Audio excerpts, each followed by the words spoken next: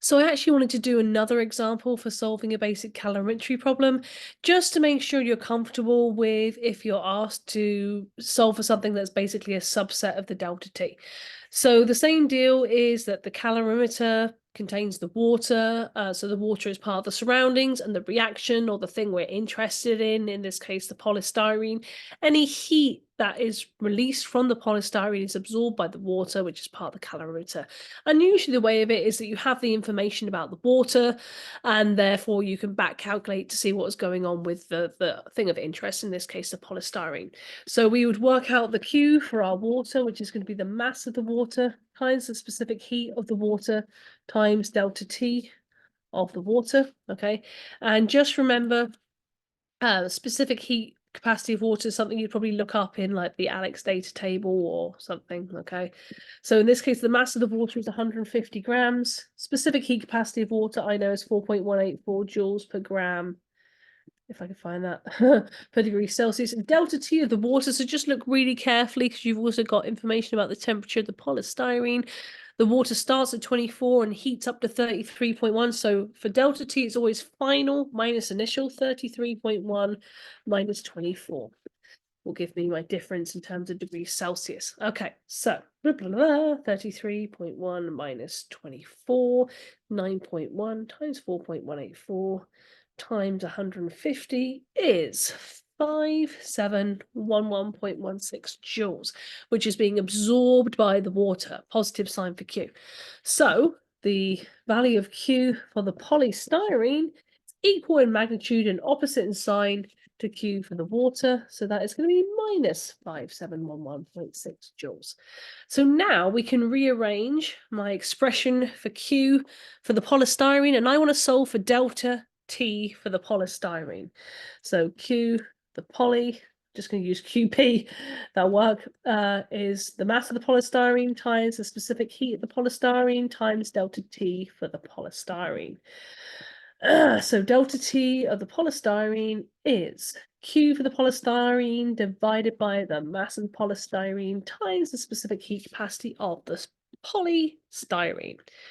And that should give me a value for delta T. It will either come up in Kelvin or degrees Celsius, depending on what your units of the specific heat capacity are. We've been given specific heat capacity in joules per gram per degrees Celsius, so that's what I'm going with.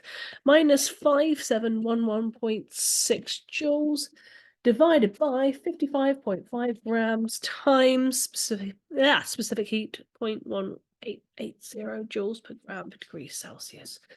All right, so dimensional analysis is telling me, remember that is 1 over degrees Celsius. So you can see that joules will cancel out and grams will cancel out. And 1 over degrees Celsius is just going to be degrees Celsius.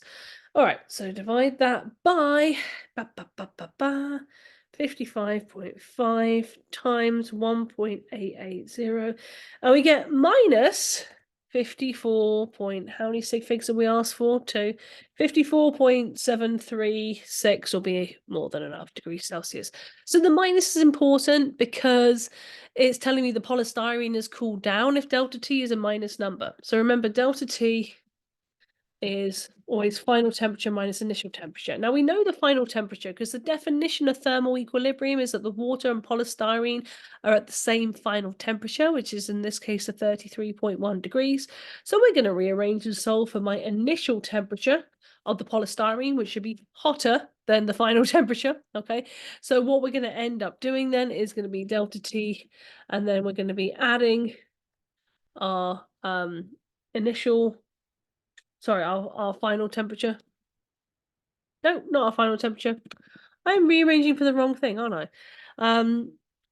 I've got my delta T, I've got my final temperature. So my initial temperature is going to be, if I take that to the other side, it's going to be TF minus delta T, and that minus is important because my delta T is a minus, and minus and minus makes plus. Okay, this is why it's really important to just double check your answer just to make sure it makes physical sense. So my final temperature is 33.1 minus 54.736. So I'm adding 54.736. So I should end up with a hotter initial temperature because the polystyrene's cooled down, so it comes to 87.836 degrees Celsius, and we're asked for two significant figures, so that is just going to be 88 degrees Celsius.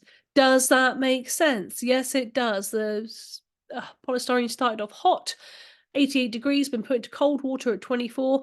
The polystyrene cools down, the water heats up, and they end up with a final temperature of 33.1. So yeah, always just like read through that number and make sure it makes sense to you.